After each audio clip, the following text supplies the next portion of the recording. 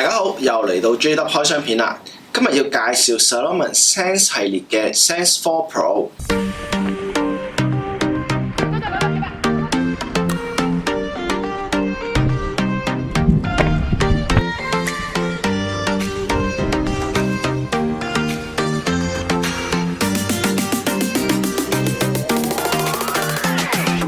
如果對 Salomon 有了解嘅山友咧，相信對 Sense 系列咧都唔會太陌生。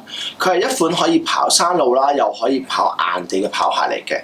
而 Sense 4 Pro 咧，亦都係 Sense 家族入邊比較高端少少嘅跑山鞋。我哋而家就解構一下佢嘅設計啦。鞋面方面咧，首先要講嘅就係佢唔係用 Gore-Tex 嘅。相信好多香港人咧都會比較 prefer 同埋中意 Gore-Tex 嘅鞋面，貪佢夠防水。而事實上咧，我自己覺得咧 Gore-Tex 嘅鞋咧通常都會比較焗少少，同埋咧嘅價錢都會比較貴啲嘅。而 Sense 4 Pro 咧，佢就用咗 Single Layer Welt Mesh Material。雖然咧佢唔係一個防水嘅物料啦，但係佢係會比較疏水。同市面多數鞋面用 fabric 去比較咧，佢嘅質料咧會似 plastic 多少少，咁就唔會留住啲水分喺鞋面啦。另外咧，佢都有翻 Salomon 自家嘅 Sense Fit 鞋身啦，提高翻個穩定性，同埋 Quick Lace 嘅鞋帶，咁就啱我啲懶人咧，唔使綁鞋帶，同埋咧可以將鞋帶收入個 pocket 仔入邊啦。去到中底咧，亦都係佢一個比較出色嘅地方，就係佢用咗 Optic 5嘅 technology。咁如果有睇過我啲片嘅朋友咧，相信都會知道5 technology 咧係一款可以緩震啦，又提供到力量緩舒嘅好中底嚟嘅。而 Optic 5 technology 咧就係佢嘅進化版，亦都係 Salomon 喺2020年新推出嘅技術嚟嘅。另外值得留意嘅係咧，依款 Sense 4 Pro 咧，佢係一個 low drop 嘅跑山鞋，個 drop 咧只有4mm 嘅啫。個 cushioning 咧可能會做得冇咁好，就唔係太適合去跑一啲中長距離嘅路線。市面上咧嘅一啲 low drop 甚至 zero drop 嘅行山鞋咧，就可以減少我哋對腳對鞋嘅依賴性，從而增強翻某啲肌肉啦，同埋調整好嘅跑姿。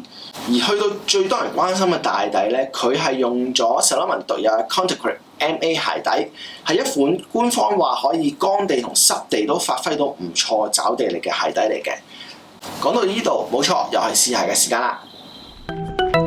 由於 Sense 4 Pro 咧係一對跑山跑路都得嘅跑鞋，咁咧我就做咗幾個實測，分別試下就咁着落街跑下步啦，又試下行下白水灣呢啲石屎樓梯，亦都試下雞公嶺呢啲比較難行嘅沙石路，睇下跑起嚟嘅感覺係點嘅。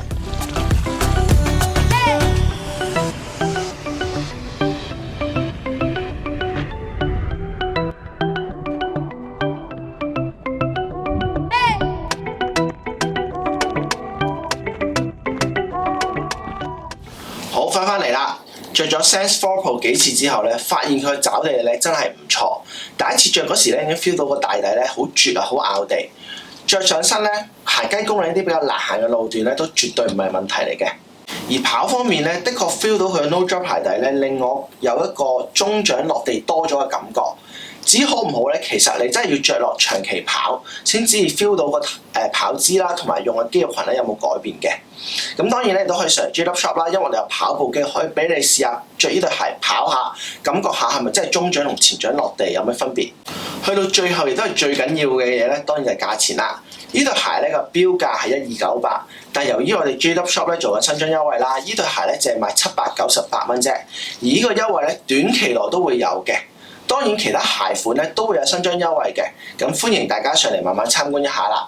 今次嘅開箱片就嚟到呢度啦，鍾意嘅話記住幫手 comment、like 同 share， 同埋撳埋下邊個鐘仔。我哋下次開箱片再見，多謝收看，拜拜。